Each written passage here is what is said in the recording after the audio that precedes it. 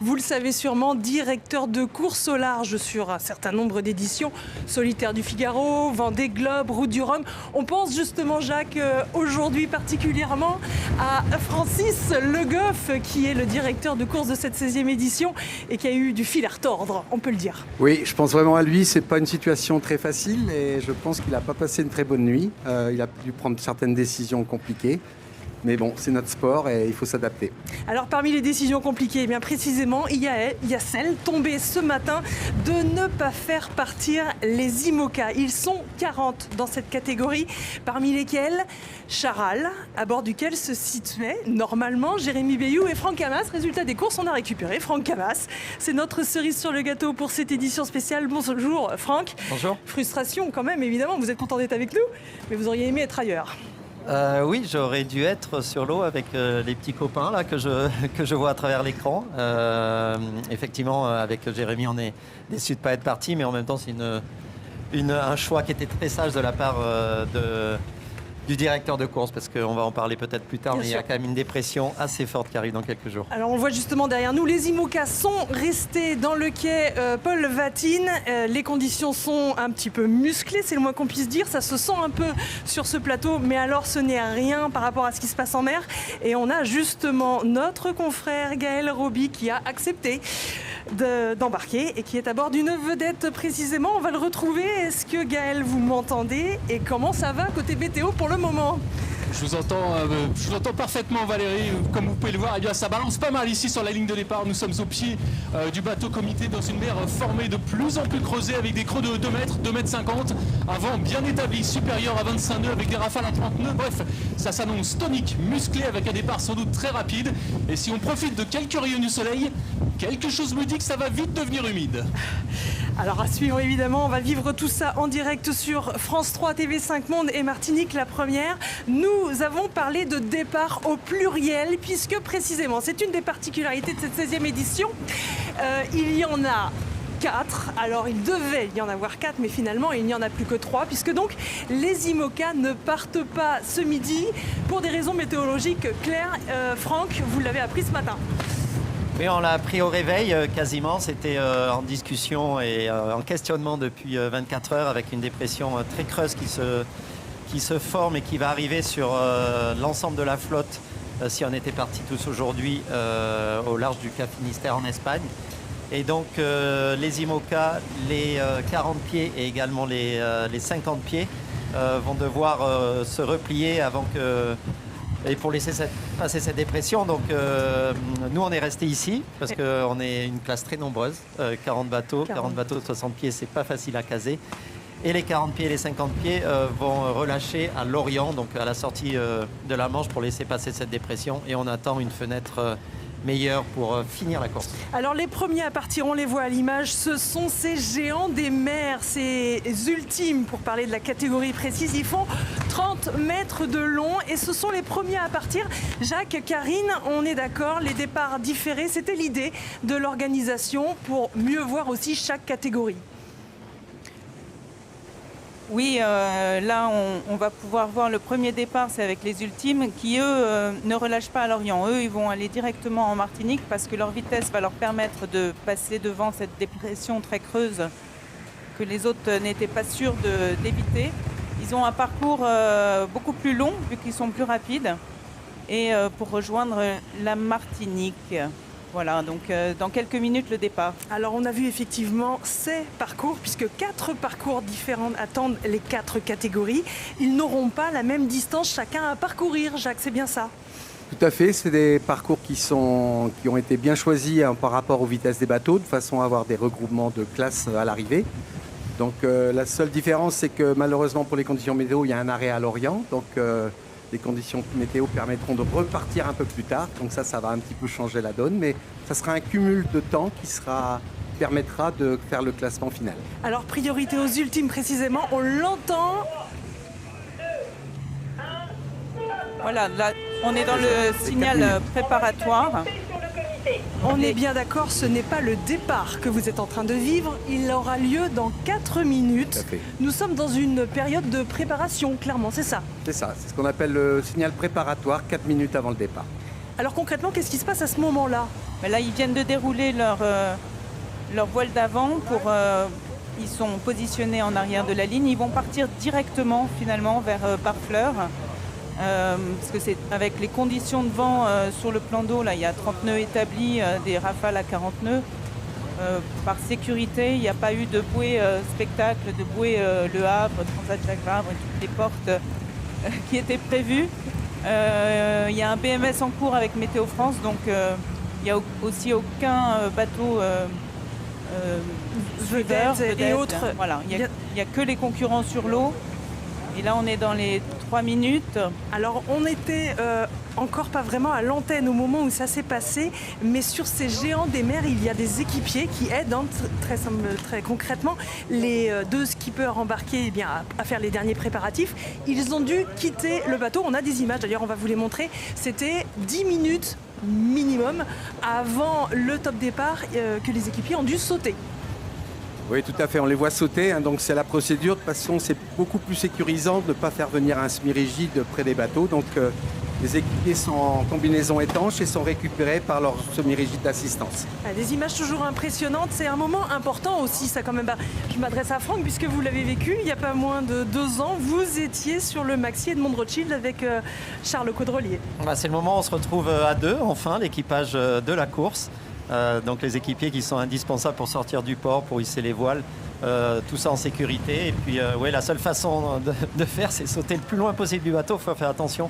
Il y a des appendices sous le bateau qui sont beaucoup plus larges que le bateau. Donc il ne faut évidemment pas les rencontrer. Ouais, là, il n'y avait clairement pas la possibilité de passer du bateau à un Zodiac.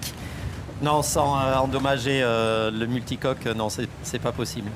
Bon, quelque part, les équipiers sont habitués à ça. On s'approche de la minute avant le départ. Vous le voyez en haut de vos écrans, en haut à gauche. Nous sommes à 1 minute 30 avant le départ de ces ultimes. Nous avons des conditions, vous l'avez bien senti déjà, mais on va le voir, un petit peu musclées. D'ailleurs, on nous a réservé une petite information à ce sujet. On va voir apparaître, voilà, température de l'air, 13-15 degrés, ça c'est pour le côté confort. Hauteur de vague 1 mètre, c'est rien. Oui, alors ça, c'est la prévision. Je pense qu'il y a un peu plus sur le plan d'eau. Actuellement, quand on voit les images, on voit que les bateaux ont réduit fortement la toile. La voile qui est derrière, qui s'appelle une grande voile, a été harisée de beaucoup. Il y a même Edmond Rothschild qui a mis le minimum possible. Ça veut dire qu'il y a beaucoup de vent. C'est une toile qu'on utilise au-dessus de 35 nœuds, donc ça indique un peu la force du vent. Et on voit que là, les bateaux, ils sont en train de gérer leur vitesse pour ne pas franchir trop tôt cette ligne de départ, donc la distance et la vitesse pour partir au top départ. Il reste que 45 secondes, donc ça va arriver vite. On est dans une période un peu critique, puisqu'on est bien d'accord, il ne faut pas que ces bateaux passent la ligne de départ avant. Non, tout à fait. S'ils passent la ligne de départ d'une façon prématurée, ils auront forcément une pénalité de temps qui sera importante. Et 5 heures. 5 heures pour les ultimes, donc c'est important. Donc effectivement, il faut rester prudent. Nous sommes à 20 secondes. On voit Actual, un de ces 5 concurrents engagés dans la catégorie ultime. On va vivre clairement ce qui était en train de se passer avec le comité de course, dont on entend le son. 10 secondes avant le départ. Voilà, c'est le compte à rebours. 5, 4, 3, 2, 1, top. Voilà, c'est parti. Les bateaux vont accélérer. C'est déjà le cas pour Actuel. On voit la bouée juste derrière Actual. Donc ils sont tous a priori partis dans le timing. Ça m'a l'air d'être un bon départ pour la flotte qui est assez regroupée quand même. Malgré les conditions, ils ont réussi à s'élancer tous avec une bonne vitesse. On voit que ça manœuvre bien à bord des bateaux quand même. Il y a Banque Populaire qui est un petit peu en retrait. Et SVR qui est au vent, qui a dû prendre le meilleur départ. On a vu qu'il a accéléré fort avec Edmond Rothschild qui est sous le vent, je pense, et Sodebo au milieu. Alors, pour l'instant, l'image, justement, on voit Banque Populaire avec à son bord Armel Lecléage qui ne l'a pas caché, veut clairement arriver le premier. Bon, comme tout le monde, vous allez me dire, mais il faut dire que ça lui est pas encore arrivé sur cette Transat Jacques Vabre, c'est pas faute de participation. Il est avec Sébastien Josse, un autre skipper que vous connaissez bien. Franck, ils ont des chances par rapport à le monde de Rothschild qui est le tenant du titre et clairement avec le bateau aussi qui a remporté la dernière édition. Bon, ils ont toutes leurs chances. Je pense que le niveau s'est bien resserré en termes de performance. Les bateaux, depuis 2 ans, ont progressé, notamment les nouveaux bateaux qui étaient à l'époque Banque Populaire et SVR de François Gabard. Donc, On a vu aux dernières courses d'entraînement que c'était très très proche et c'est tant mieux. On voit aussi à l'image derrière Sodebo à bord duquel Thomas Coville et Thomas Roussel refont équipe aussi finalement pour l'emporter un maximum. Eux ont fait des modifications sur leur bateau. Ils ont notamment allongé le mât pour gagner en amplitude aussi en termes de voilure. Oui, sur ces bateaux, il y a deux grandes évolutions possibles. Ce qui se passe au-dessus de la plateforme, on appelle ça l'aérodynamisme, et ce qui se passe en dessous, c'est les appendices. Et Sodebo s'est concentré sur la partie au-dessus du bateau avec un changement de configuration de voile, de géométrie de voile et une grande voile qui est plus haute, un peu plus étroite à la base et ça devrait augmenter sa performance, notamment aux allures de remonter au vent. À l'image, là, on a Actual, le multi d'Actual qui est pour le coup, pour la première fois, skippé par Anthony Marchand. Il était déjà sur la Transat Jacques Vabre les fois précédentes, mais cette fois-ci, c'est lui le boss quelque part. Il n'a plus Yves Le Blévec à ses côtés, mais Thierry Chabani. Oui, c'est un bon équipage. Il connaît maintenant parfaitement ce bateau-là. Il a fait plusieurs transats avec et c'est sa première course. Ça va être spectaculaire pour lui. Là, on voit que c'est spectaculaire pour Edmond Rothschild, comme s'il avait perdu le contrôle de son bateau à la barre. Donc, il a dû se passer quelque chose avec les appendices. Il faut faire attention. Effectivement. Bon, on voit ce qui se passe sur l'eau. On va y aller directement puisque je vous rappelle, on a Gaël Robic qui nous fait le plaisir de tenter, du moins de suivre le mieux qu'il peut ce qui se passe. Est-ce que Gaël, vous avez assisté au départ le plus près possible de ces ultimes? Alors, conditions météo oblige, on m'indique que Gaël n'a plus d'oreillette, en tout cas plus de micro pour le moment. Donc on va le retrouver, on l'espère. C'est un peu comme pour nous, on a nos fiches qui s'envolent, donc on fait 100, mais on y arrive sans problème. On voit donc à l'image SVR Lazartigue, on le disait, François Gabard, avec Tom Laperche, cette fois-ci Tom Laperche, qui sera clairement celui qui va prendre la suite sur cet énorme bateau. Oui, il va faire même un tour du monde cet hiver, Tom Laperche, sur ce bateau-là. Il a déjà fait la Transat Jacques Vabre il y a 2 ans. Et puis, c'est une passation de relais avec François Gabard. C'est pas facile de remplacer François Gabard. Mais Tom, en tant que vainqueur du Figaro, on sait qu'il a de la ressource, un super régatier. Et on va voir ce que ça va donner. Mais je lui fais vraiment confiance. On voyait à l'instant une indication intéressante, c'était la vitesse du Maxi Edmond de Rothschild que vous connaissez très bien, Franck, pour avoir encore une fois navigué dessus il y a peu. Et en ce moment même, ce qui se passe à l'intérieur de SVR Lazartigue, on voit, si je ne me trompe pas, François Gabard à l'œuvre. C'est bien lui.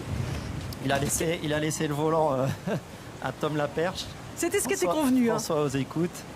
Ils ont un cockpit particulier, très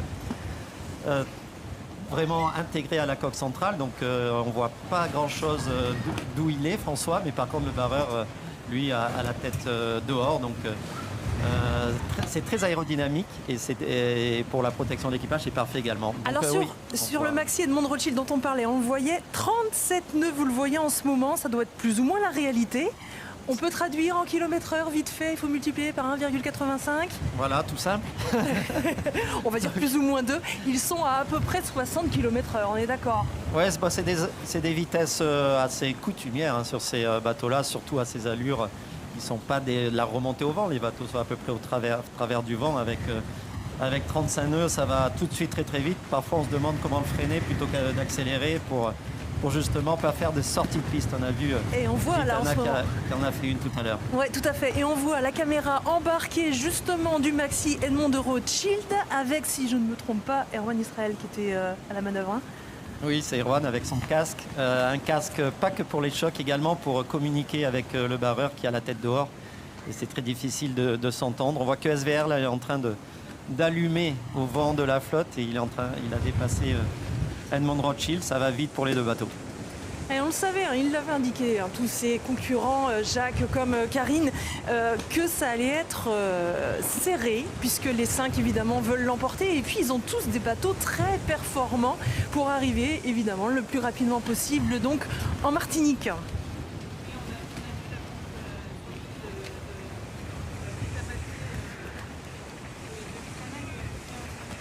Ah, on n'entend pas, on m'a dit que non, on ne vous entend pas. Moi je vous entends, mais on va réparer le micro. Est-ce qu'on entend Jacques? Si Jacques a un autre micro.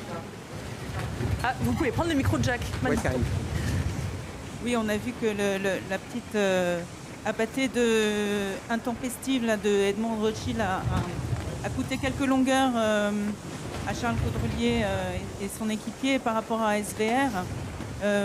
Parce qu'il était parti vraiment pleine balle, Gitana, et on voit qu'il a une grand voile un petit peu, quand il a aérisé de riz, plus petite un peu que plus petite, les autres. Les autres et sont ça à avait deux. l'air de bien marcher.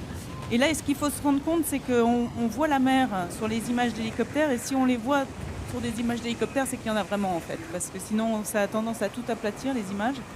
Donc il y a vraiment des conditions très musclées en mer en ce moment. C'est à peu près le moment où ils vont avoir le plus de vent, peut-être sur les prochaines heures.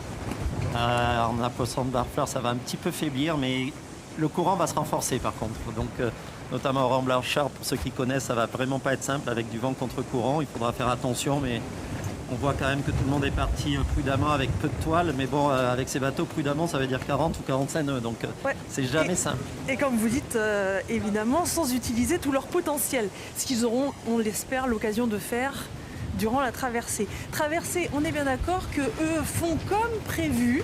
Il n'y a pas de changement. On va en reparler, c'est pas le cas des autres classes, Jacques. Mais alors, tiens d'ailleurs, on aperçoit une autre classe, un Ocean 50. Alors dans notre jargon, pour décortiquer un petit peu, c'est un autre multicoque, mais finalement 2 fois moins grand que les ultimes, puisqu'ils font 15 mètres de long. Les ultimes en font 30.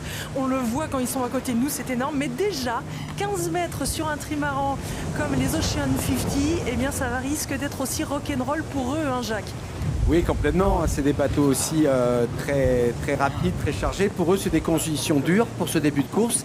C'était assez logique aussi que le directeur de course ait cherché à les préserver. Donc, ils s'arrêteront à Lorient. Donc, ça sera une course pour eux en 2 étapes avec un temps cumulé. Mais c'est vraiment la sécurité des marins qu'il faut voir aussi. Je pense que la direction de course avec Francis a fait une très bonne opération. Il n'est pas là pour faire les jeux du cirque. Il faut faire attention et ça va être quand même une sortie de manche très engagée. Ça, effectivement, ce sont des informations qu'on a apprises ce matin. Décision compliquée, on l'imagine bien pour le directeur de course, Francis Le Goff, eh bien de dire à certains de ne pas partir et de dire à d'autres de faire étape. Ce sera le cas pour les Ocean 50 qu'on apercevait. Ce n'est pas le cas pour les ultimes que l'on voit à l'image. Eux, donc, peuvent tracer, puisqu'ils sont tellement rapides, finalement, qu'on considère qu'ils peuvent passer la grosse dépression, les grosses dépressions qui s'annoncent. Ils vont passer avant, surtout, avant cette dépression qui va refermer la porte pour le reste de la flotte. Et bien, tant mieux pour eux, parce qu'ils vont faire la transat avec le départ comme prévu aujourd'hui. Et puis, ils vont faire un très beau parcours. Hein. Ils vont rallonger le parcours en allant vers l'île de l'Ascension. Et ça veut dire un long bord face au vent qui va durer quelques jours. C'est assez particulier. Mais tactiquement, ça va être super intéressant. Alors que l'on voit justement à l'image un Ocean 50, un des favoris dans cette catégorie, avec à son bord Erwan Leroux, qui a déjà 3 victoires à son compte dans cette Transat Jacques Vabre et qui est accompagné par Audrey Augereau. On en parlait un petit peu tout à l'heure en introduction. Ils ont de fortes chances d'arriver les premiers dans leur catégorie en Martinique. Et donc ce serait peut-être votre équivalent futur, Karine. Oui, alors là ils sont presque dans les 2 minutes avant le départ. Ils se préparent, c'est des conditions très difficiles je pense pour eux qui sont beaucoup plus petits que les ultimes, ils sont impactés par la mer. Oui, on a vu Erwan qui est pugnace Ouais. et il lâchera rien et je pense qu'ils se sont bien entraînés avec Audrey Augereau qui est un peu nouvelle sur le circuit et je leur souhaite bon vent à tous. Là on voit que c'est très volage. Ces bateaux vont s'envoler assez rapidement sur les vagues. Ils partent au bon plein, on va dire à 65-70 degrés du vent. Donc c'est un prêt très rapide. C'est pas forcément des conditions faciles parce que c'est rapide et du coup les vagues impactent pas mal les bateaux. On voit les plateformes qui sont un peu, qui souffrent un petit peu. Et ils ont mis la plus petite voile d'avant. On le voit notamment sur Réalité, là, quand on voit un petit peu en arrière-plan. Et puis au premier plan, solidaire en peloton, avec à son bord Thibaut Vauchel-Camus, qui espère bien lui aussi enfin emporter cette transat. On va l'entendre, on est à moins d'1 minute du départ. Allez, on est dans la minute. Voilà, on voit qu'il a mis beaucoup plus de toile que Réalité qui est au vent, qui a mis 3 riz prudents.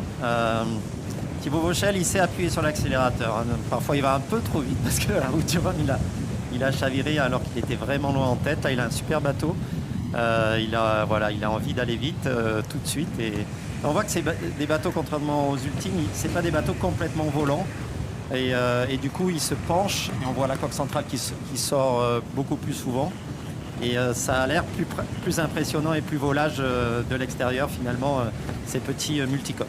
Alors que l'on va assister au départ de cette catégorie Ocean 50 dans laquelle concourent 6 concurrents. On en voit 3 en ce moment sur l'image. Coesio avec Erwan Leroux, Solidaire en peloton avec Thibaut Vauchel-Camus. Réalité, ils sont 6. Et Fabrice Caillac Ils sont sur 6 au total. Et là, ils sont. Je pense que certains qui ont toilé un peu plus, qui ont gardé de riz, c'est en prévision du vent qui va mollir vers Barfleur. Mais c'est vrai que pour l'instant, c'est un peu volage. On voit que c'est assez engagé. Et il ne faut pas faire de bêtises là. C'est même très engagé. Hein. Donc la nuit va être difficile pour cette classe-là particulièrement. C'est des bateaux qu'il faut garder à l'endroit, hein. Contrairement au monocoque, ça chavire. Et notamment ces petits bateaux. Donc c'est souvent la classe qui est la plus exposée. Et voilà, beaucoup de courage pour les skippers, hommes et femmes qui sont sur ces bateaux-là. 13h17, on l'a vécu en direct, c'était le départ de ces Ocean 50 qui donc, eux, vont devoir faire arrêt, se mettre à l'abri à Lorient, c'est l'information de ce matin. Tout à fait. On va se méfier aussi du passage de la Hague avec des courants très forts, puisqu'il y a un coefficient de 104, donc un gros coefficient de marée, qui peut aussi creuser un petit peu l'état de la mer et rendre les passages de ces bateaux-là difficiles. La mise à l'abri à Lorient, je reviens dessus, c'est aussi une décision raisonnable pour ces bateaux qui avaient un défi avant ce matin. C'était effectivement d'aller le plus vite possible dans des conditions musclées, en sachant qu'ils ont des bateaux, vous le disiez, volage. Oui, très volage, qui se retourne. Hein. Un monocoque, on peut se coucher sur l'eau et ça se redresse quasiment naturellement. Ces bateaux-là, on n'a pas le droit à faire cette erreur-là. Et en plus, ça reste des petits bateaux, 50 pieds, donc tout de suite très dépendant de l'état de la mer. Et la mer, ils vont en avoir notamment cette tenue assez forte avec ce courant avec un coefficient de 105. Autant dire, il y a 8 ou 10 nœuds de courant parfois prévus au raz Blanchard, donc dans quelques heures. Et si jamais ce courant est contre le vent, ça crée vraiment des talus qui sont difficiles à franchir. Oui, et puis là, on voit, grâce aux images de la réalisation, une image d'ensemble, on voyait aussi des grains, parce qu'on est dans une dépression occluse et il va y avoir pas mal de grains de survente et tout. C'est vraiment des conditions très difficiles pour un départ de Jacques Vabre. Avec une indication intéressante, vous l'avez vu, Solidaire en peloton, Thibaut Vauchel-Camus et Coesio et Erwan Leroux sont plus ou moins à la même vitesse, au coude à coude. C'est assez serré, là on voit toute la flotte qui est à quelques cinquantaines de mètres les uns des autres, donc c'est un super départ finalement, ouais. Un très beau spectacle comme l'a été aussi pour les ultimes, et il y a déjà une bagarre, tout le monde est assez engagé. Alors un départ, excusez-moi Franck, je vous coupe parce qu'on a retrouvé notre consultant sur l'eau, j'ose dire, Gaël Robic toujours là, et qui a donc assisté, oui on le voit, à ce départ. Le pauvre. Oui, un départ absolument magnifique effectivement pour la classe Ocean 50, et croyez-moi, eh bien à bord, Fabrice derrière la caméra et François, eh bien, notre pilote ont bien du mérite pour nous maintenir à flot.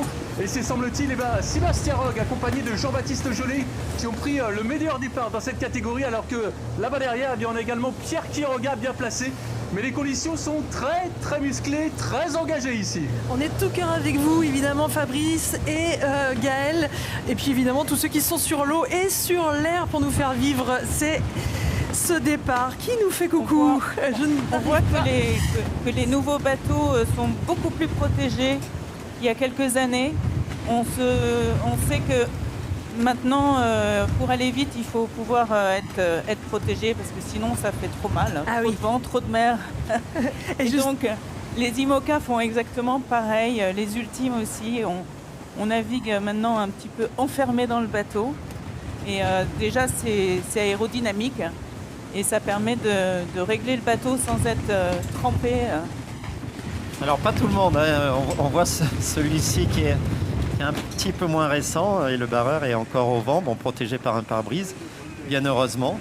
Alors, on contrôle peut-être un peu mieux quand on barre. Alors on barre pas tout le temps, notamment la nuit. Parfois le pilote est capable d'aller plus vite et plus droit qu'un barreur qui a pas de visibilité.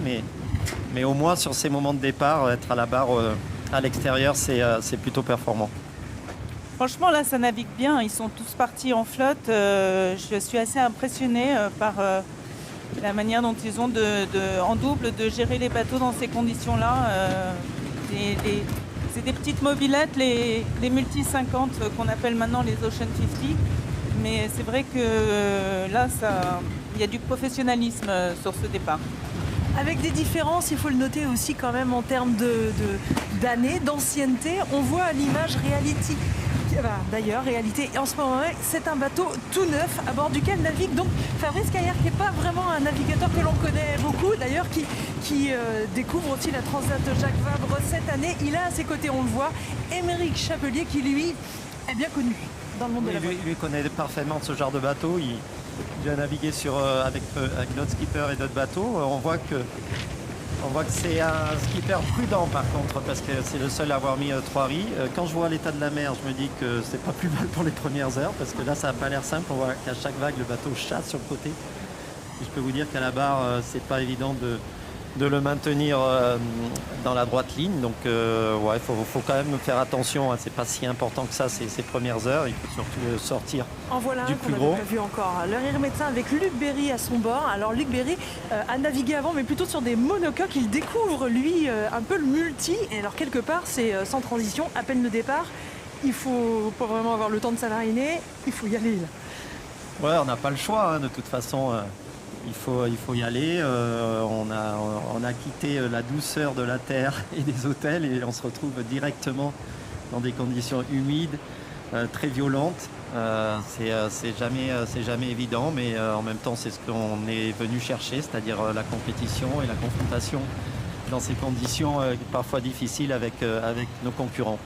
Ouais, ça va être certainement une première nuit difficile. Il y a aussi le trafic des cargos en Manche. Il va falloir faire attention à tout ce trafic, les conditions sont dures, il y a de la mer, donc je pense que les premières 24 heures, ça fera certainement souffrir durement les marins. Alors qu'on voit justement le classement dans cette catégorie Ocean 50, ce serait Viabilis avec donc Pierre Quiroga qui serait en tête pour le moment. Bon, on est à combien? Même pas 10 minutes du départ. Oui, c'est difficile de faire un classement pour l'instant parce qu'il n'y a pas eu de parcours côtier de porte. Ils partent directement vers Barfleur.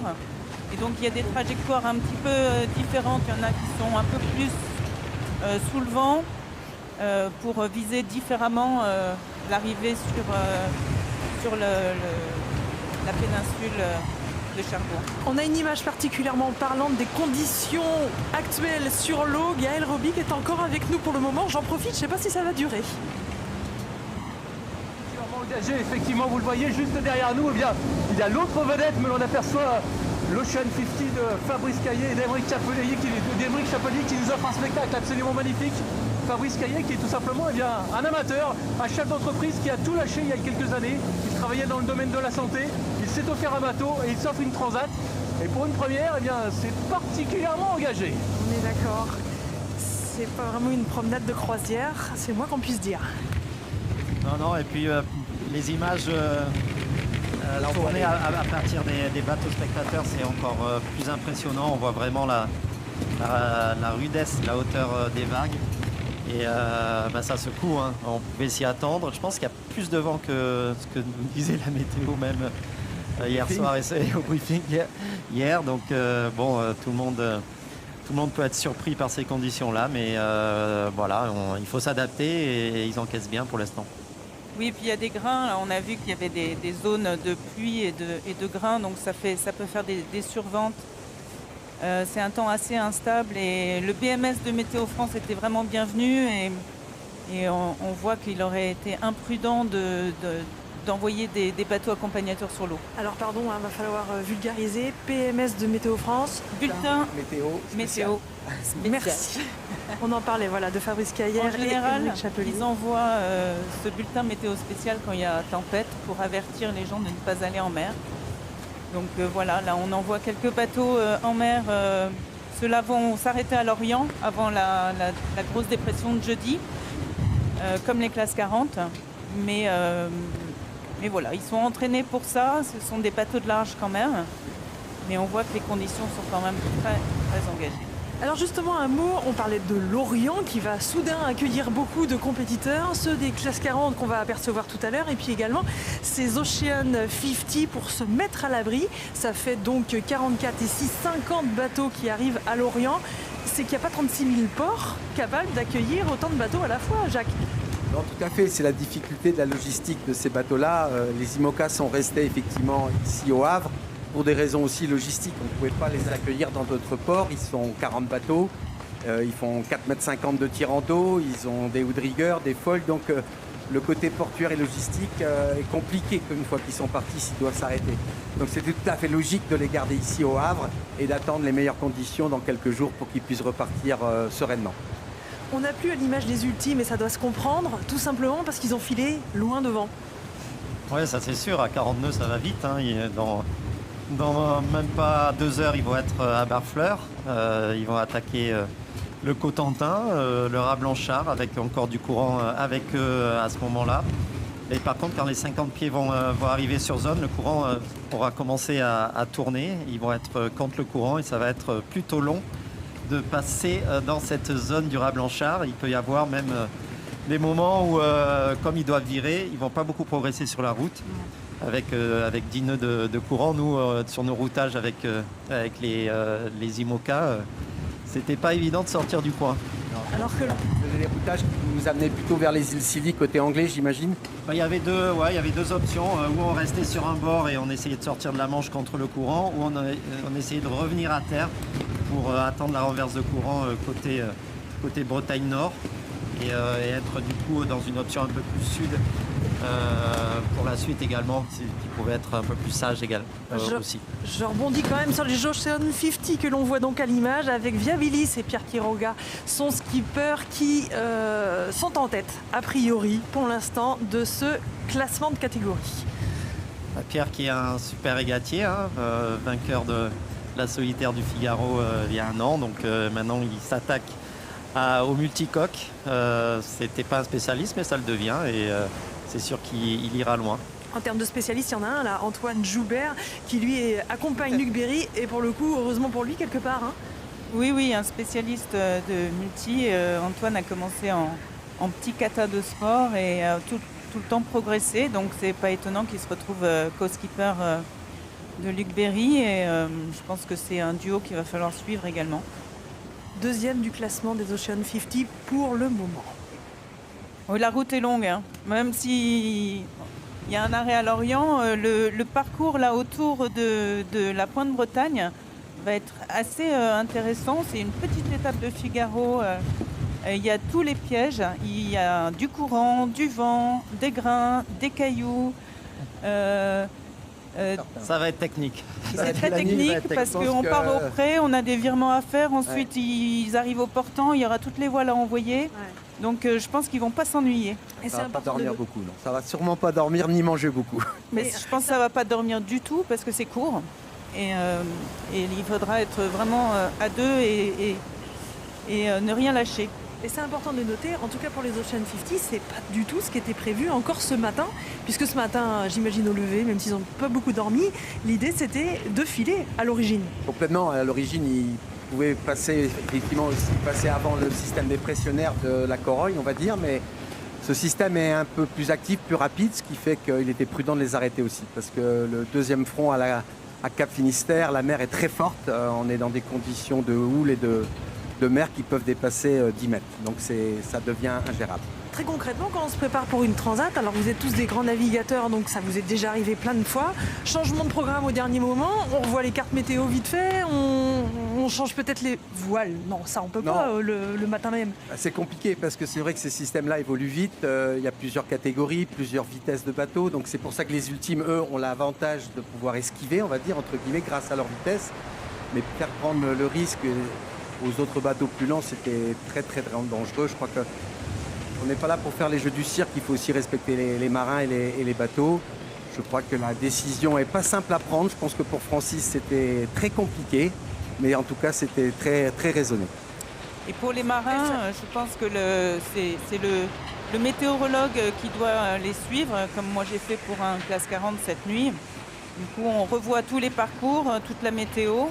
Et eux, à mon avis, ils ont juste débarqué un sac de bouffe. Ouais. Et pour cet arrêt à Lorient, ils ont dû prendre juste 36 heures de nourriture. Alors les classes 40, vous en parlez, on va bientôt les voir à l'image parce qu'on rentre dans la procédure, comme on dit. On est à 10 minutes du départ de cette catégorie. C'est la plus petite, j'allais dire, catégorie en longueur de bateau.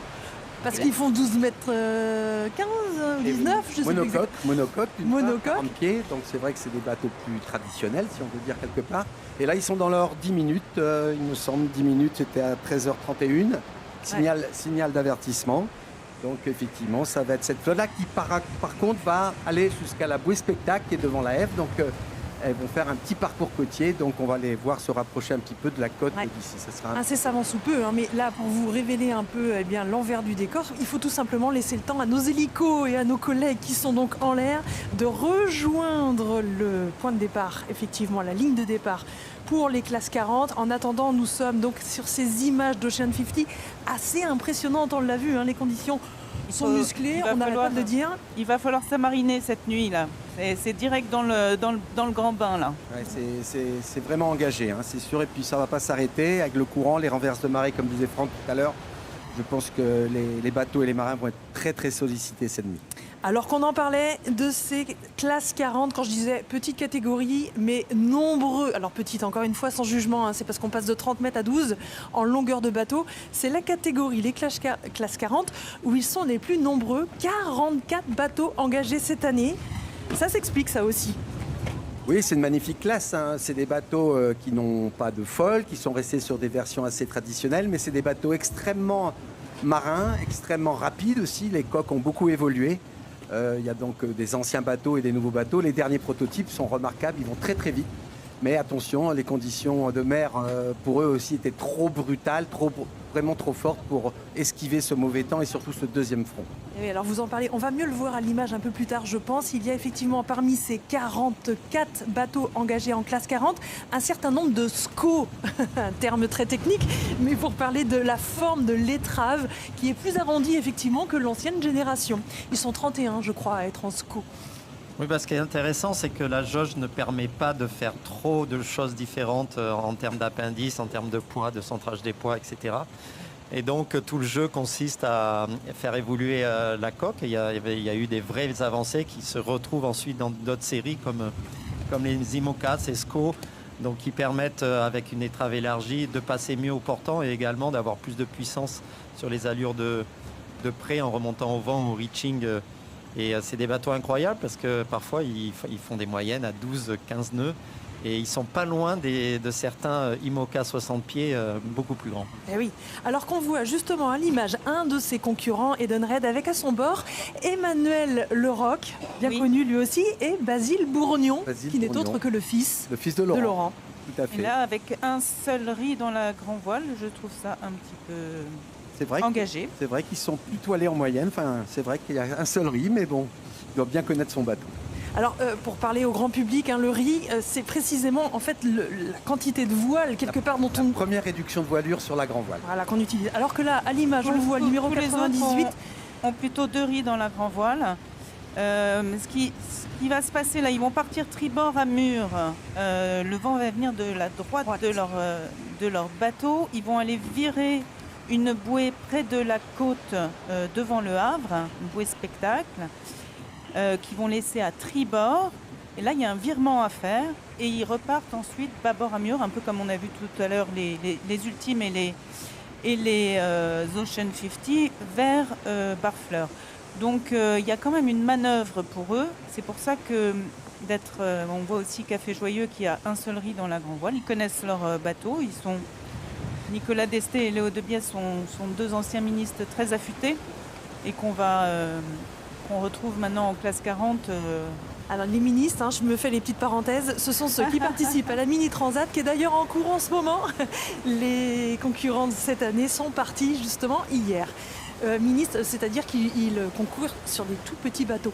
Oui, ils avaient participé à la Mini Transat et souvent les anciens ministres la classe d'après, c'est souvent en classe 40. On voit là l'état de la mer, on voit la taille des bateaux plus petites, on voit à quelle sauce on se fait brinque-baller quand on a des bateaux plus petits. Ça paraissait moins grand sur les ultimes, et là tout de suite, on se rend compte que... Effectivement, on se rend bien compte que l'état de la mer est dur. Sur les bateaux volants, ça se voyait moins tout à l'heure parce qu'ils passaient au-dessus du clapot et des vagues. Mais là, on sent que les 40 pieds ils subissent quand même déjà pas mal de Encore chocs. un duo qu'il faudra surveiller, Achille Nebou, Gilles Damaé, deux anciens figaristes très affûtés.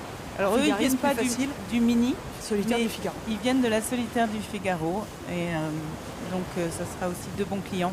On approche du signal préparatoire puisqu'on n'est pas loin des 4 minutes, c'est dans quelques secondes. Et alors justement, on peut expliquer ce qu'on voit à l'image, puisque tous les bateaux ne vont pas dans le même sens. Ils ont le droit, pour l'instant, l'idée étant bien, de se préparer à cette fameuse ligne de départ, dans les conditions évidemment possibles, mais aussi sans griller la ligne. En tout cas, s'ils la dépassent, il faut qu'ils reviennent assez rapidement. C'est la procédure.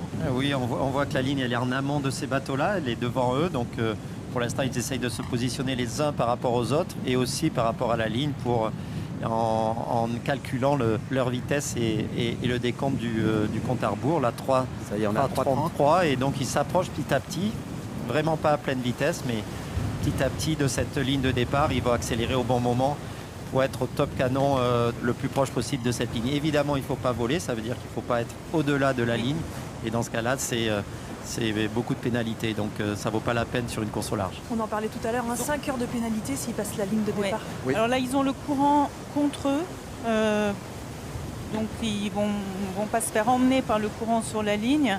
Par contre, c'est un départ à l'anglaise, c'est-à-dire ils arrivent travers sur la ligne. Donc c'est un petit peu plus dur de gérer son approche et son timing. Alors là, on voit des voiles qui battent. C'est pas très bon de laisser battre des voiles comme ça. On peut les déchirer, on les abîme très très vite. La voile avant, le foc, Voilà, là, pour notamment. l'instant, la majorité est encore sous grand voile seul. Ils vont dérouler au bon moment pour partir. Et celui qui déroule trop tôt et qui laisse passer, c'est sûr que la voile vieillit très très vite de cette façon-là. Ouais, c'est une classe nombreuse, hein. Ils sont 44, donc il faut garder une certaine prudence, d'autant plus qu'ils vont vers la bouée spectacle Transat Jacques Vabre. Donc il va falloir la contourner en la laissant à tribord. Donc il y a quand même un virement de bord à bien effectuer. Et comme la flotte est dense et que le parcours est relativement court, ce qui fait que 3 nautiques 5 pour venir sur cette marque, ça va être très serré à la marque. Il va falloir être relativement prudent. La difficulté va être de se faire une place parce qu'ils vont arriver directement en ligne droite sur cette bouée et je pense qu'il y aura un petit embouteillage à gérer. Vraiment l'idée sur ce genre de départ très engagé, c'est de ne pas casser les bateaux, de ne pas avoir de problèmes parce que sinon on met en péril sa course, quoi. Ouais, alors on le voit bien, ces classes 40 se préparent. On va retrouver Gaël Robic qui justement a rejoint la ligne de départ. Il doit être tout près de ses concurrents qui s'apprêtent à s'élancer, Gaël. Oui, on est revenu un peu plus au calme, même si le calme est très relatif. On est un peu plus au sec au pied du bateau comité. Et on peut voir que cette flotte des classes 40 est relativement étalée sur cette ligne de départ. Vous parliez tout à l'heure de Manu Laurent qui est de Basile Bourgnon. C'est l'un des rares duos qui est actuellement grand voile haute, l'un des rares duos équipés comme ça. Et à noter que dans cette catégorie, il faudrait suivre plus particulièrement Ambrogio Beccaria, le plus breton des Italiens établi à Lorient, qui sur son bateau accompagné de Nicolas Andrieux fait figure véritablement de duo à battre sur cette Transat Jacques Vabre. Merci Gaël pour ces Alors, on voit précisions. toute la flotte qui s'approche de la ligne, c'est assez impressionnant et c'est très esthétique. Il y a un bateau qui est bien en avant, Oui. donc j'espère pour lui qu'il Je a crois encore que de c'est la Marc marge. il me semble que c'est Marc Le Péqueux. D'accord. C'est vrai que c'est très groupé. On voit les 2 remorqueurs qui matérialisent la ligne. Il y a 2 remorqueurs pour bien matérialiser cette ligne. Donc ça, c'est un avantage. C'est des bateaux très visibles et qui envoient le comité de course qui envoie sa pavillonnerie pour ce départ. Alors que vous le voyez sur vos écrans, nous sommes à 40 secondes du départ de cette 16e Transat Jacques Vabre pour la classe 40. 30 Voilà. secondes du départ, on voit Ouais. bien que tous les bateaux s'alignent bien. Ça va être plus impressionnant pour nous ce départ, même si ce sont des petits bateaux. La flotte est nombreuse, donc là on va voir un vrai départ aligné. Ça part Oui, vite. ça hein. part vite. Ça paraît plutôt bon timing, je pense, vu de là. Mais attention, il reste encore 15 secondes avant le coup de canon. On voit qu'il faut également laisser une bouée toute petite qui est à tribord là, alignée sur la ligne. Mais oui, ça a l'air bon. Et voilà, tout le monde accélère. On voit qu'ils sont à peu près de travers au vent. On va Oui, se taire. départ. Top. C'était bien Marc Le Péqueux sur Curium, qui était bien en tête et là qui prend un superbe départ. Alors, on n'a pas eu le retour du comité, mais je pense que c'est bon départ pour tout le monde, mais on n'a pas... Il était chaud. Hein. Il était chaud, mais s'il y en a un qui a une pénalité, c'est lui. On tend l'oreille. Si- En régie, on si tend le l'oreille pour nous dire justement si le départ... Ensuite, on a Ambrogio là qui passe aussi à la bouée. Ambrogio Beccaria qui est un des favoris. Everiel aussi, hein. On a le Drahoulet qui est quelqu'un qu'on connaît très bien, Tanguy Le Glatin, et qui en a formé un certain nombre de voileux, j'allais dire. On voit comme ces bateaux accélèrent, c'est assez spectaculaire. Là, ils sont travers au vent et ils surfent littéralement sur leur coque. Et on voit la puissance de ces coques, ces SCO dont on parlait tout à l'heure, et d'un raid avec plus de voile qui est en dessous, qui est en train de filer dessous. Non. Ça va vite, ça tape. On aperçoit tape, hein, 191... Ah, on ne le voit plus, mais on va revenir dessus. Ça tape, ouais, ça va vite. C'est vrai qu'il y a des gens plutôt allés que certains, donc ça va être très serré certainement à la marque à contourner. Donc ça va être un vrai entonnoir cette marque. Il va falloir laisser à tribord et il va y avoir des règles de priorité entre les bateaux et notamment le virement qu'il faut placer vraiment à proximité de la marque pour aller sur la suivante. Il ne faut pas perdre de temps et pas faire de chemin supplémentaire. Donc le virement il est quasiment sur la marque et en même temps on se retrouve non prioritaire quand on a fini le virement puisqu'on se retrouve bâbord à mur avec un vent qui vient de gauche. Magnifique. Et attention à cette note qui arrive sur vous Ouais. si vous ratez votre virement. Avec le courant qui vous fait tomber sur la bouée si jamais On vous le voit, ratez. hein. On voit le côté très engagé, on voit combien Ça tout va ça être, est C'est serré. très beau là. Très très belles images. Voilà, ils sont bord à bord en plus, donc c'est magnifique et ils sont une quinzaine de nœuds, je pense. Ouais. Au Aussi, centre de l'image, on voit Ipsa Crédit quand même Mutuel avec le aussi tenant du avec, titre hein, dans cette Yann catégorie. Letinski et Antoine Carpentier. C'est très serré, hein. Les bateaux sont vraiment bord à bord. Ça peut être compliqué à la marque quand même, hein. Il va falloir être très vigilant et pas chercher à être trop attaquant parce qu'ils sont quand même très serrés et il n'y aura pas beaucoup de distance entre les bateaux pour contourner cette marque. Alors justement, il faut le rappeler, cette catégorie, la classe 40, finalement, c'est la seule aujourd'hui à passer ce qui était prévu, c'est-à-dire la fameuse bouée Transat Jacques Vabre, où là, normalement, le public est installé du côté du Cap de la Hève, devrait pouvoir voir les bateaux. Finalement, c'est les seuls qu'on va voir depuis la côte. Oui, c'est bien. Je pense que c'est bien aussi d'avoir pris cette décision-là. Pour les multicoques, c'était peut-être trop engagé, trop compliqué. Mais c'est vrai qu'avec les 40 pieds, sont plus manœuvrants, sont un petit peu plus faciles à manier aussi. Donc même s'ils sont plus nombreux, Ils peuvent pas chavirer. et déjà ils ne peuvent pas se retourner. Et du coup, ça permet aussi de maintenir cette fameuse bouée spectacle qui est la bouée Transat Jacques Vabre, qui est intéressant aussi pour notre public à terre. Ah oui, on le rappelle, 44 concurrents dans cette classe 40. Oui, et puis c'est des bateaux qui virent facilement parce qu'il n'y a pas de quille pendulaire en dessous, il y a des ballasts, mais c'est pas nécessaire peut-être sur ce départ-là. Donc voilà, ça reste des petites mobilettes, mais des mobilettes qui sont bien boostées. On a l'impression que ça va quand On a même un autre extrêmement vite. duo là, favori aussi, hein, Xavier Macaire, ancien figariste aussi, et Pierre Le Boucher, qui vont aussi avoir le couteau entre les dents et qui savent faire avancer leur bateau et prendre des bonnes trajectoires en général. Et clairement, on est dans une catégorie où il y a en tout cas beaucoup de prétendants au podium. Sur les 44, il y en a bien une dizaine finalement. Bon, évidemment, selon la météo et tout ce qui peut se passer sur une traversée, mais il y a du monde. Oui, il y a Alors- du monde. Là, on voit bien les avancées très plates de ces bateaux-là. On voit d'ailleurs qu'il y a l'enrouleur de Genaker Oui. qui se balade. Ça, c'est dangereux. Ça peut Parce faire un que ça trou peut dans la taper coque. sur le bordé, enfin sur la coque et effectivement délaminé. Donc il a probablement pas vu que cet enrouleur est en suspens, mais ça peut être quelque chose de dangereux s'il ne le voit pas donc, tout à l'heure quand la mer sera encore plus forte. Et on a vu les vitesses, hein, il était à 19 nœuds quand même. Ça va vite, ouais. Marc Le Péqueux, là 19 nœuds. devant, lui il est qu'à 13 nœuds, mais ça va vraiment vite quand ils partent en survitesse, en surf. C'est comme des petits dériveurs, là c'est... Ouais, c'est des Magnifique. séries vraiment intéressantes aussi. Hein, même J'essaie de traduire au fur et à mesure. Encore une fois, pour ceux qui naviguent pas tous les jours, on est sur des 25-30 km/h à peu près. C'est ça. En fait, il faut apprendre à parler en eux parce que comme on, je sais. en Ouais, ça, on bateau, multiplie par deux si, quand on, même, hein. si on traduit en kilomètre-heure, ça va faire pas très rapide par rapport à une voiture sur une autoroute. Alors qu'en nœuds, on sait à 19 nœuds, on parcourt 19 000 nautiques en une Exactement. heure. Voilà. Ah, le Ça n'a bateau rien à italien, voir et vous avez raison d'insister sur des conditions Là, on sur voit- route ou sur mer. Bateau On voit un italien qui est nouveau un favori, des là. favoris, voire Pirelli. le favori même. bateau très rapide. Oui, C'est un Ambrogio sait faire avancer ses bateaux. Il aime. jeune architecte Ambrogio, il italien a, aussi, il a d'ailleurs. effectivement, il l'a dit, hein, leur duo est en forme et ils ont un bateau aussi très en forme. Donc clairement, forme. on a un favori là. Oui. Et puis sportivement, il aime. Je pense que ces conditions-là ne l'impressionnent pas plus que ça. Ça ne m'étonnerait pas qu'ils soient en tête. Alors une image qu'on n'a pas pu voir avec les autres catégories, puisque encore une fois les multicoques ont filé directement étant donné les conditions météorologiques. Les classes 40 s'approchent de la côte et on a vu le Havre. Oui, on voit bien ces images. On arrive sur le Havre, sur le cap de la Hève, donc ça va être magnifique à voir passer ces bateaux-là pour le public. J'espère tout à l'heure, dans quelques minutes. On est très proche de la marque maintenant, je pense qu'on ne doit pas être très loin. C'est très groupé, donc ils sont toujours en tribord. Ils vont repasser en bâbord, comme disait Franck. Le contournement peut être assez délicat, donc attention aux manœuvres. Ça va être intéressant de voir cette bouée qui ne devrait pas tarder à arriver.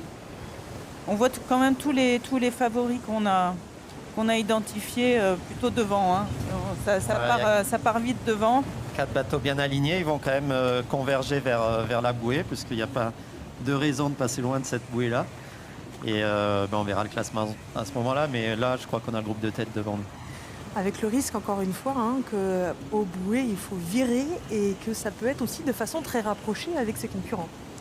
Voilà, mais il y a des règles de priorité. Heureusement, on voit qu'il y a des problèmes de... Oh, Voilà, il y a quelque drisse. chose qui Le vole drisse là. qui s'est, Vous voyez, il y a une drisse, drisse, il y a une drisse qui s'est décrochée du numéro Sur la 147. Bénémaüs. Ouais, je pense qu'il faudrait essayer de la récupérer pendant le virement de bord, sinon il n'y aura pas tellement d'autres opportunités. On voit déjà que le matériel est quand même bien sollicité. Hein. On sent que c'est actif. Les bateaux, ils sont bien sollicités déjà. Mais comme on le disait, il n'y a pas vraiment eu de transition. Hein. Hier encore, ils étaient dans le bassin. Le label Emmaüs, qui a sa drisse qui a été Ouais, qui est Voilà. largué. là, ouais, qui est largué. Alors qu'on a effectivement un Alors, premier classement Curium, qui donc apparaît. Marc Le Péqueux. Ouais. Ouais, un petit écart avec 230 mètres, c'est déjà ça. Il va avoir peut-être l'espace suffisant de faire un virement sans être trop stressé par la meute derrière lui. À la Grandée, on parlait d'Ambrogio, oui. d'Ambrogio qui est 4e, donc Alors, le groupe qu'on voyait devant. alors que là, on voit Crosscall, dont on n'a pas encore parlé, avec à son bord Aurélien Ducrot, que l'on connaît en tant que skieur, mais qui fait effectivement de la voile aussi depuis Maintenant, un moment. c'est devenu un vrai marin. Voilà. On l'accepte. Oui, je pense qu'il a fait ses preuves. Et puis Vincent Rioux, Ouais, quand il n'a même. quand même pas choisi le plus néophyte, on va dire. Vincent Rioux, je crois, 2 victoires de Transat Jacques Vabre à son compte. Ouais, Vincent, une expérience énorme en course au large, donc c'est vrai que c'est un duo redoutable aussi. Donc Vincent revient un petit peu dans la classe 40, ce qui est très bien, et c'est vrai que c'est un duo sur lequel il va falloir compter. Avec Sur un bon plan, bateau, ouais. un plan Marc Lombard qui... Alors que Voilà l'on la voit, marque, hein. voilà la marque à fameuse contourner. bouée. Donc il y a toute cette meute qu'on voit arriver, donc c'est assez impressionnant parce que c'est quand même le point sensible, ce virement qu'il va falloir bien effectuer en respectant bien les règles de priorité, donc ça va être engagé. J'espère que les Havrais sont sur le bord de mer pour regarder ce spectacle On voit aussi impressionnant. les vedettes de l'organisation, les targas là, qui passent dans la mer, c'est des bateaux très marins aussi parce que là où est notre Gaël, je pense qu'il est bien secoué aussi pour aller sur la marque. Alors un autre duo favori, Amélie Grassi et Anne-Claire Lebert, qui naviguent ensemble depuis un petit moment maintenant, qui sont assez entraînées sur la boulangère. Elles Il s'en faudra sont pas- suivre. elles s'en sont pas cachées, elles visent le top 5. Hein. Oui, mais elles peuvent très très bien faire. Après, pour gagner, il faut arriver, donc c'est... Voilà, là, il ne faut pas casser, il ne faut pas avoir de problème. On voit que on peut déchirer une voile, on peut démater, on peut aller au caillou. Il y a plein de choses qu'on peut faire. Alors que là, on voit effectivement de bateaux très rapprochés, le galet des Normands à leur bord, enfin un Normand notamment, avec effectivement Fabrice Delahaye et Corentin Douguet. Fabien, je me disais bien qu'il y avait quelque chose. Fabien. Oui, alors un seul riz aussi. C'est assez engagé. Alors là, il faut... En fait, la règle de priorité qui va s'établir, c'est qu'il va falloir qu'il s'engage au vent. Le galet, il va falloir qu'il s'engage au vent de Centracor pour avoir la priorité à la bouée. Sinon, il ne pourra pas il ne pourra pas rester à cette position-là, il faudra qu'il passe derrière, dessous. Pas à l'intérieur en tout cas. Ouais, on voit bien que c'est des temps à claque, hein, c'est des risées, on voit bien qu'il y a des surventes. Ici, sur le plateau, on le ressent aussi. Parfois, on se demande si on va garder notre toit. Donc, c'est quand même des conditions très, très musclées quand même pour ce début de course. La bouée, la fameuse bouée. Magnifique. Alors, Cette approche avec le moment la bouée. fatidique que je pense beaucoup d'équipages redoutent, c'est ce virement. Bon, ça a été anticipé, réfléchi avant le départ, comment on va faire, comment on s'organise, quelles sont les règles de priorité. J'ai vu sur des groupes WhatsApp que les règles de priorité étaient réidentifiées pour que tout le monde soit sur la même page, et tant mieux.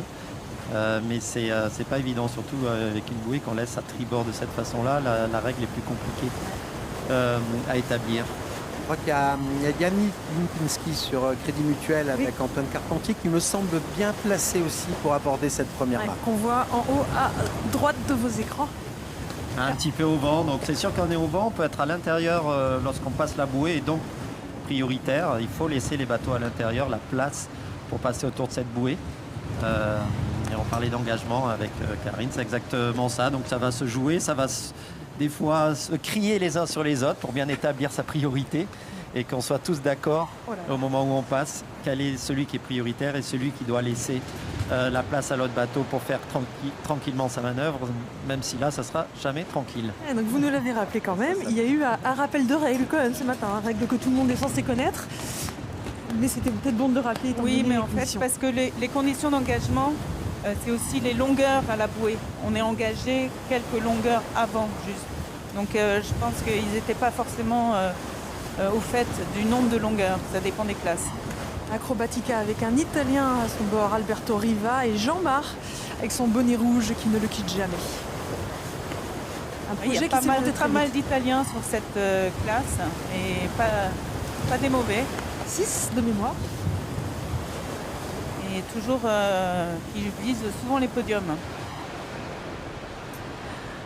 Alors qu'on voit la distance entre les bateaux à l'approche de la bouée qui est assez, comment dire... Ouais, c'est magique comme image, hein. C'est vrai que la vision, le champ écrase un petit peu les bateaux. Ils sont peut-être moins serrés qu'on peut le penser, mais c'est vrai qu'on se demande comment ils vont tous passer là, pour contourner cette bouée sans se toucher. Alors on voit mieux, il y a un bateau un petit peu Moi, je pense que dégagé devant, on l'a vu tout à l'heure, c'était Marc Lepequeux qui a fait un super départ et il a l'air d'aller vite, il a conservé son avance du départ. Et ensuite, c'est la meute. Hein. Donc pour l'instant, il y a des bateaux un peu à l'extérieur. Ils vont devoir remonter un petit peu pour prendre leur priorité autour de la bouée. Et on va voir ceux qui sont bien entraînés pour ce premier virement de la Transat Jacques Vabre. Alors qu'on a au premier plan Crédit Mutuel, vous le disiez, avec un tenant du titre. Oui, c'est un bateau qui a déjà quelques années, mais qui reste dans le match. On voit quand même qu'il y a vraiment des différences de vitesse maintenant entre les bateaux plus récents et les bateaux un tout petit peu plus anciens. On voit que la flotte là déjà s'étire avec ces 2-3 nœuds de différence de vitesse, surtout à des allures comme ça débridées.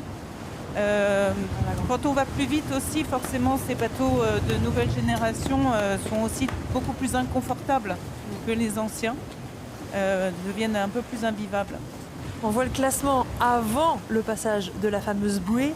Ça va être intéressant de le voir après, puisqu'effectivement, le virement peut changer beaucoup de choses. Déjà Pirelli, donc Ambrogio Beccaria est repassé en tête. Ouais, étonnamment, Curium en fait a rétrogradé. On n'avait pas vu ça à l'image. Non, c'est pas simple à l'image de pouvoir bien juger le classement, mais c'est vrai qu'à la marque et surtout à la porte Océane, tout à l'heure, on pourra avoir un vrai classement précis. Là, je pense qu'on est content quand on est devant un peu dégagé, qu'on va pouvoir faire sa manœuvre facilement.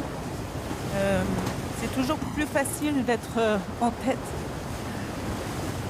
Ah ça y est, on voit le premier. Donc, À la grande de Pirelli. On voit c'est quand même ces bateaux à fond plat qui planent, qui rebondissent sur la vague. C'est des coques intéressantes. On forme vraiment cette architecture a fait beaucoup progresser les 40 pieds aussi. Alors, il s'est vraiment détaché de la flotte. Là, c'est un super bateau avec un nouvel architecte qu'on connaît peu en France. Oui, un jeune architecte italien. Exactement, mais il a réussi son coup pour ce premier bateau. Et on voit là bien la distance ouais. avec la prise. Ah, il va vite. Guelfi, un plan Guelfi. Ouais. Je crois qu'ils sont deux de ce même plan sur la course. Ouais. Donc à la Grande Pirelli avec un favori, effectivement, clairement, dans cette classe qui est à l'approche de la bouée, on le voit très bien. Je pense qu'il a fait l'effort pour vraiment être dégagé et pouvoir faire sa manœuvre tranquillement, et ça va lui permettre d'être serein sur cet enroulement de bouée qu'il faut laisser, je rappelle, à tribord. Ah, Donc ça y est. là, Il contourne la Voilà, bouée. il faut- Ça veut dire qu'il faut la passer. là, il faut Par la droite. faut pas la toucher par contre. Je sais pas. Ah, alors alors, On va dire qu'on n'a rien vu, et donc il est en train de donc- virer. On arrive. Il faut border et lofer et virer Donc- et arriver à repartir Voilà. sans toucher la bouée. Virement qui est bien donc fait. passage, on voit bien, d'ailleurs encore en cours avec Inter Invest en ce moment, on laisse la bouée à tribord, c'est-à-dire à droite, Voilà, c'est ça. mais on ne doit pas la toucher. On ne doit pas la toucher, sinon on a une pénalité. Juste une petite préparation à D'ailleurs, faire. d'ailleurs, j'ai l'impression qu'il sait qu'il l'a touché, puisque je vois que sa grand voile faceille. Non, mais je Non. pense qu'il va essayer de redémarrer, parce que là, ça va être un peu dangereux de faire la réparation ici. Ah oui, bah, je pense pas. qu'il faut mieux dégager et Hein, faire la mais réparation j'ai plus tard. l'impression qu'il ne cherche pas à... Parce que le se règlement, relancer. je ne sais pas si vous l'avez en tête là précisément, si on touche la bouée, il faudrait qu'on la repasse. Non. Non, il non, faut il faut juste faire tourner sur soi-même. En fait, c'est 360. préparer une pénalité ou une faute. peut avoir On une voit deux pénalité. bateaux là. Vous voyez, Ouh là c'est là. ça le risque entre eux. Ouh, je me demande Voilà, si ça peut c'est là, toucher. c'est là où ça devient chaud. C'est là le côté dangereux la avec meute les qui arrive et les croisements en bâbord, tribord. Voilà, et les Ça va bateaux être très- qui réussissent pas à virer très bien.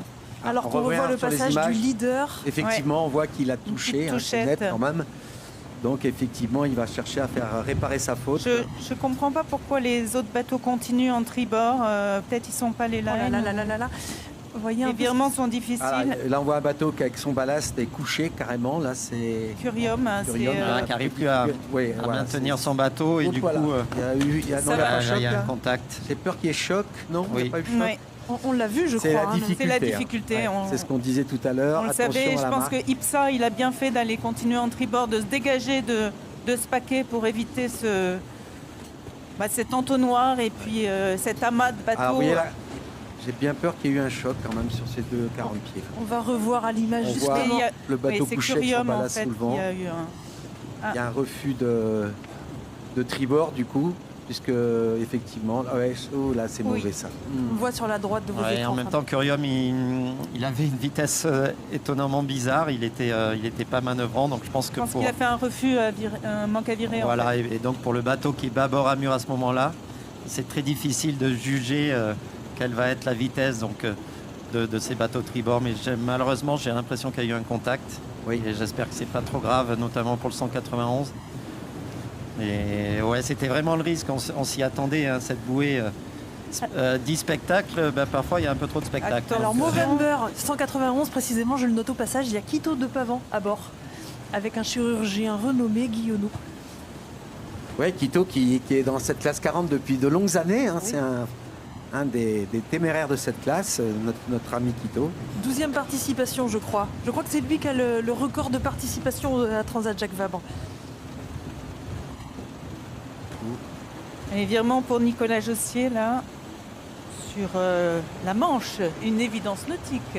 Il y a Amélie Grassi qui arrive sur la boulangère. Elle doit préparer son virement.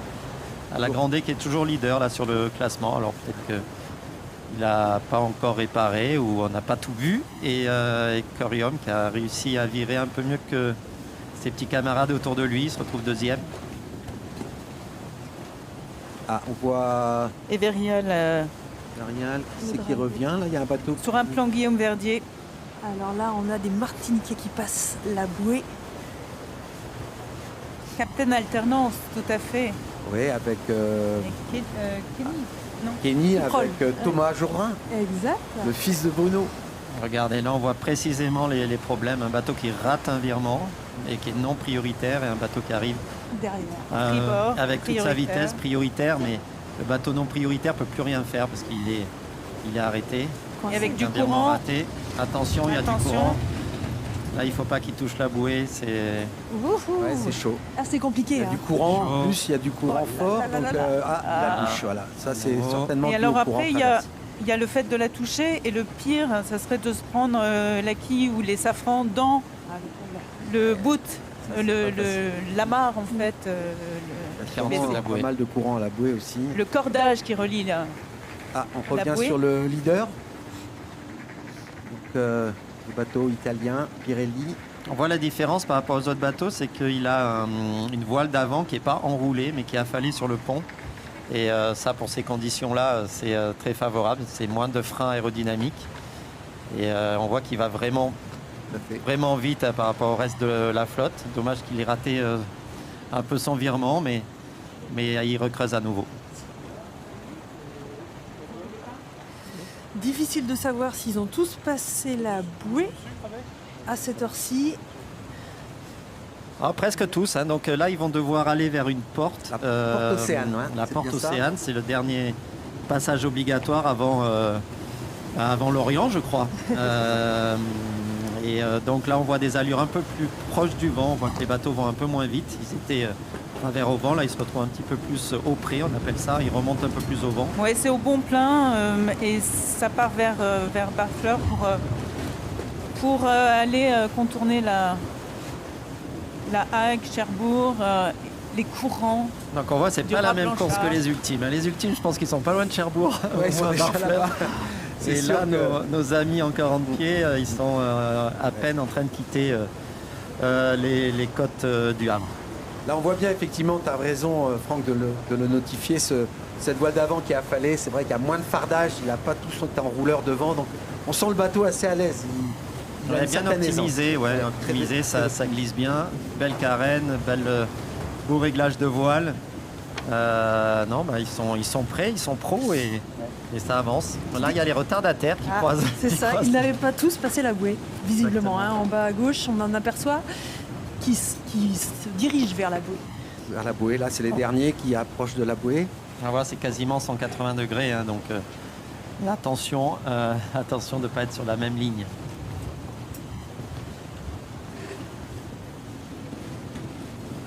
Après, c'est vraiment une classe où il y a des pros qui veulent en découdre, dont c'est le métier vraiment, et qui font du classe 40 et qui ensuite feront peut-être le Vendée Globe ou voudront un ultime. Enfin, vraiment, c'est une ascension, c'est une classe qui marche vraiment bien pour se professionnaliser, Ouais. où il y a beaucoup de professionnels. Et c'est aussi une classe pro-am, où il y a pas mal d'amateurs qui viennent parce que les budgets sont raisonnables, les bateaux sont accessibles.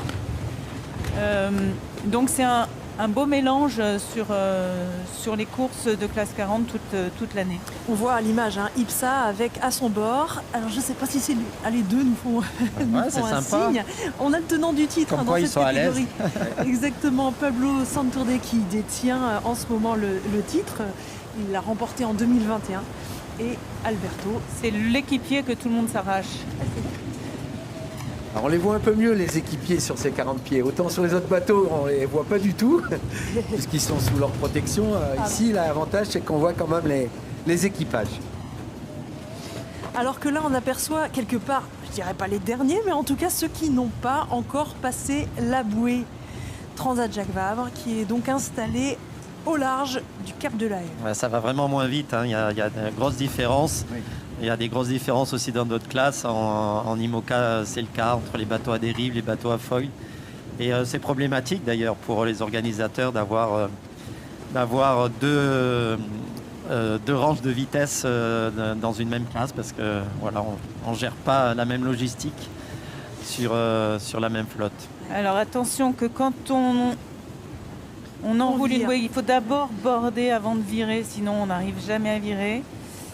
Ah, c'était mes consignes pour mes classes 40, mon classe 40 que j'accompagnais Alors- en météo. Je dis surtout border avant de virer. Oh là là, on Parce voit que que sinon, vous allez retomber sur la bouée avec le courant et Le tout. courant, hein, c'est et ça, voilà. c'est avec courant. le risque de toucher, là Et voilà. aussi, pour la belle Et les Emmaüs.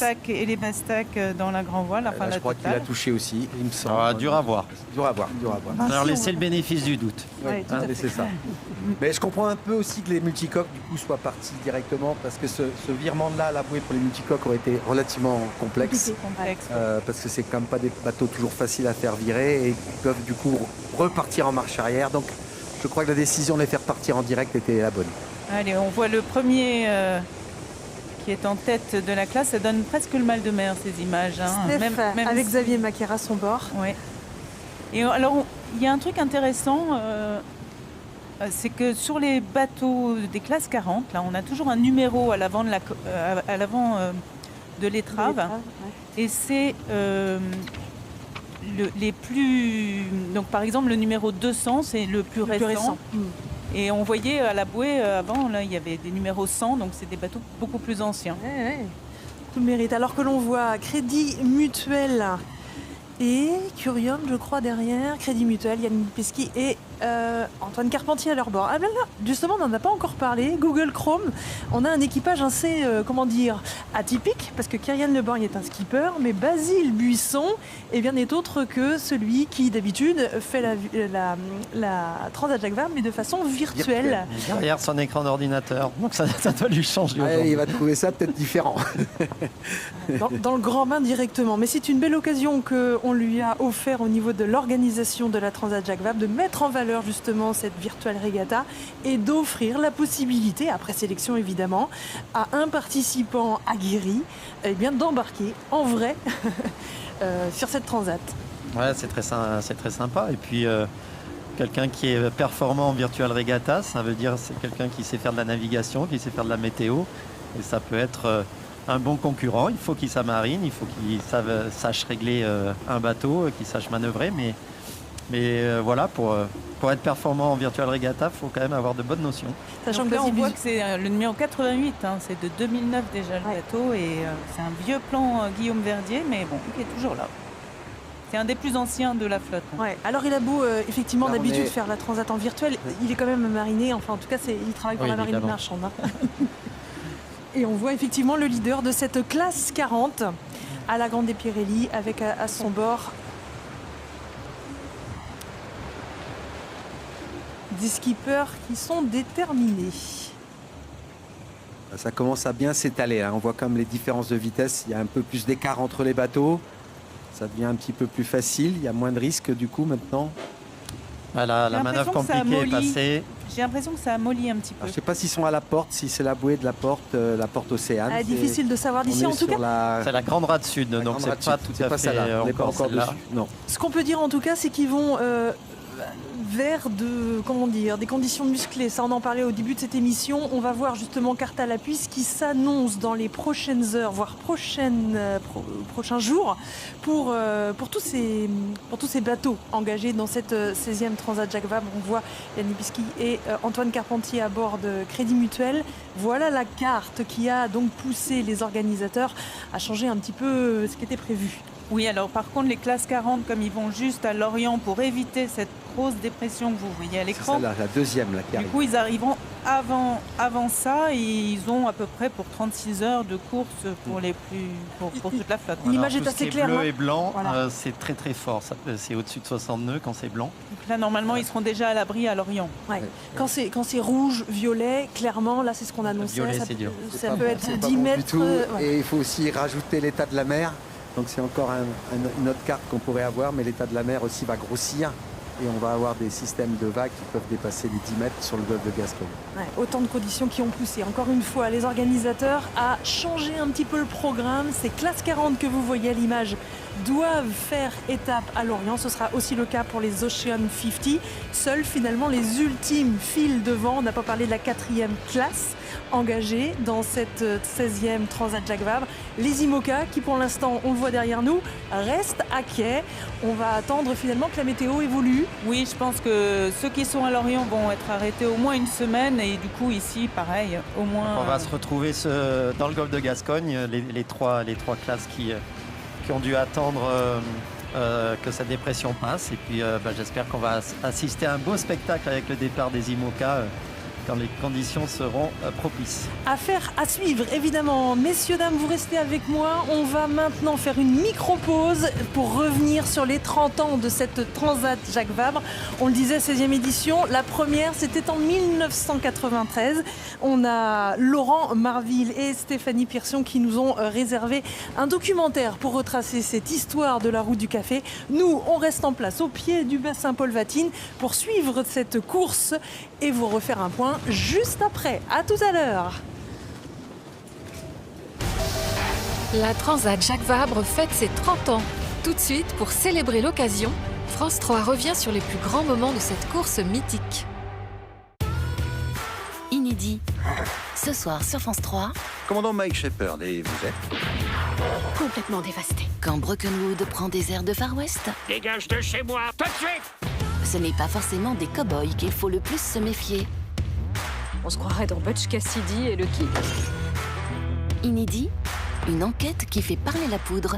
Ce soir à 21h10 sur France 3 et déjà sur la plateforme France.tv.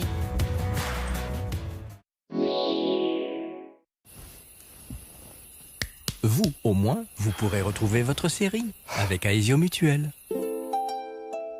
Votre série avec francetonnerre.fr. Vous savez, France Tonnerre, la marque de cartouches d'encre vraiment moins chère. C'est sûr que quand on compare... Coin, coin.